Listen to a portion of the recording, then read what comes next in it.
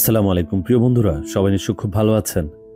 আজকে আপনাদের সঙ্গে কসোভোর কনসুলার সেবা সংক্রান্ত একটি বিজ্ঞপ্তি নিয়ে আলোচনা করব এবং বর্তমানে সার্বিয়া ও কসোভোর মধ্যে আপনি কোথায় আবেদন করলে ভিসা হওয়ার সম্ভাবনা বেশি থাকবে সেই বিষয়টাও একটু ক্লিয়ার করব।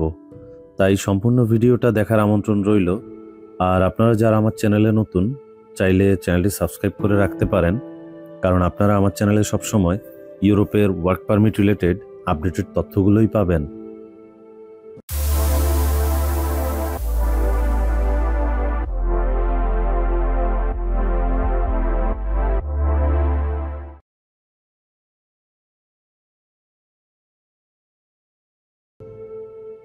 প্রিয় বন্ধুরা, দীর্ঘদিন ধরে কসোভোর কনসুলার সেবা বন্ধ থাকার পরে গত মাসেই তারা একটা আপডেট দিয়েছিল তাদের কনসুলার সেবা সংক্রান্ত, এবং তারই প্রেক্ষিতে নতুন আরেকটি বিজ্ঞপ্তি তারা প্রকাশ করেছে, যেটা আরও বেশ কয়েকদিন আগে।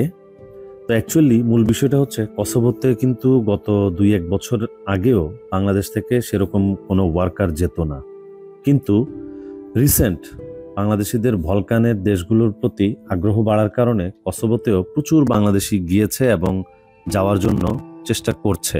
বাংলাদেশে অবস্থিত কসোভোর যে অ্যাম্বাসি আছে, তাদের লোকবলের অপ্রতুলতার কারণে তারা কসোভোগামী বাংলাদেশি ওয়ার্কারদের ভিসা প্রসেসিং সঠিক সময়ে করতে পারছিল না, আর তাই তারা বেশ কিছুদিন তাদের কনসুলার সেবা বন্ধ রেখেছিল।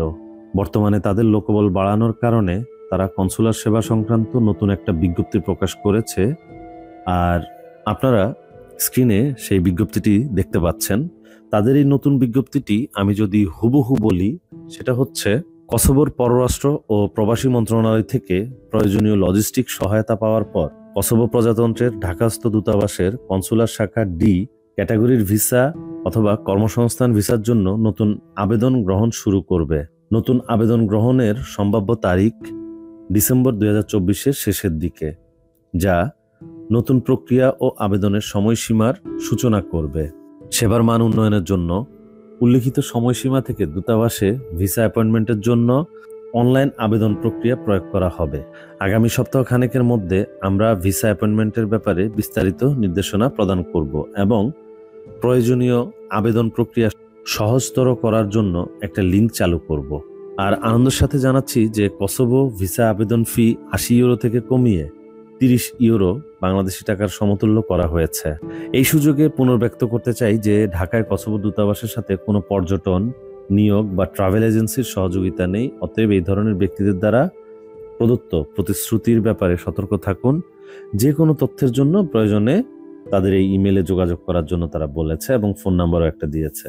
তো এই বিজ্ঞপ্তিটির মূল বিষয়টি হলো, কসোভোর পররাষ্ট্র ও প্রবাসী মন্ত্রণালয় থেকে বাংলাদেশের কসোভো এম্বাসিতে তারা প্রয়োজনীয় লজিস্টিক সাপোর্ট পাওয়ার পর ডি ক্যাটাগরির ভিসা বা ওয়ার্ক পারমিট ভিসার আবেদন তারা গ্রহণ করা শুরু করবে। আর নতুন আবেদন গ্রহণের সম্ভাব্য তারিখ তারা ডিসেম্বরের শেষের দিকে জানিয়েছে।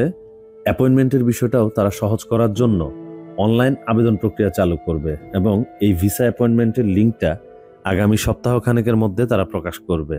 আর আরেকটা মেইন বিষয় সেটা হচ্ছে যে ভিসা ফি তারা 80 ইউরো থেকে কমিয়ে 30 ইউরো করেছে। এই হচ্ছে তাদের বিজ্ঞপ্তির মূল বিষয়টা। তো বন্ধুরা, বর্তমানে সার্বিয়া প্রচুর ভিসা দিচ্ছে, ভিসা রেশিও খুবই ভালো বলা যায়। আপনারা অনেকেই সার্বিয়ার জন্য আবেদন করে ভিসা পাননি, অনেকে সার্বিয়ার জন্য আবেদন করার প্রস্তুতি নিচ্ছেন। এখন আমার পরামর্শ হচ্ছে, বর্তমানে সার্বিয়াতে নতুন আবেদন না করাই ভালো হবে, কারণ সার্বিয়ার ভিসা দেওয়ার এখন এটা সর্বোচ্চ সময় চলছে। মনে রাখবেন, কোনো দেশে যখন প্রচুর ভিসা দিবে, এই ভিসার রেশিও খুব শিগগিরই আবার কমে যাবে। ভিসা রেশিও সবসময় একরকম থাকে না। তাই আমি বলবো, এখন সার্বিয়ার ভিসার জন্য সময় নষ্ট না করে, যেহেতু কসোভোর এম্বাসি বাংলাদেশে আছে এবং কসোভো নতুন করে ফাইল রিসিভ করা শুরু করেছে, তাই কসোভোতে আবেদন করার এখনই উপযুক্ত সময়। আপনি যদি নন সেনজেন দেশে যাওয়ার চিন্তা করে থাকেন, তাহলে আমার পরামর্শ হচ্ছে, আপনি কোনো দিকে না তাকিয়ে ভালো কোনো এজেন্সির সহায়তায় এখনই কসোভোর জন্য আবেদন করুন। এখন কসোভোর ভিসার জন্য সময়ও অনেক কম লাগবে, 3 থেকে 4 মাসের মধ্যেই আপনি ভিসা পেয়ে যাবেন। আমার যেটা মনে হচ্ছে, আগামী 6 মাস কসোভো প্রচুর ভিসা দিবে, সার্বিয়া থেকেও বেশি ভিসা দিবে। আর এজন্যই তারা এম্বাসিতে ভিসা অফিসার থেকে শুরু করে প্রচুর লোকবল বাড়িয়েছে এবং নতুন করে অ্যাপয়েন্টমেন্টের লিঙ্ক সিস্টেম তারা চালু করেছে। অর্থাৎ কসোভো এম্বাসি ভিসা দেওয়ার জন্য পুরোপুরি রেডি। তো এখন সিদ্ধান্ত আপনার।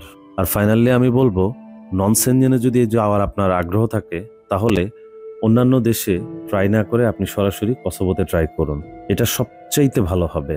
তো বন্ধুরা, আজকের ভিডিওটা কসোভো নিয়ে এতটুকুই ছিল। পরবর্তীতে নতুন কোনো ভিডিওতে আবারও আলোচনা হবে। আর ডিসক্রিপশনে একটা লিঙ্ক দেওয়া আছে, যেটা হচ্ছে আমার ফেসবুক গ্রুপের লিঙ্ক। আপনারা চাইলে আমাদের গ্রুপে জয়েন করে সেখানে আপনাদের বিভিন্ন বিষয়ে পোস্ট করতে পারেন। সম্পূর্ণ ভিডিওটা দেখার জন্য আপনাকে ধন্যবাদ। ভালো থাকবেন। আল্লাহ হাফেজ।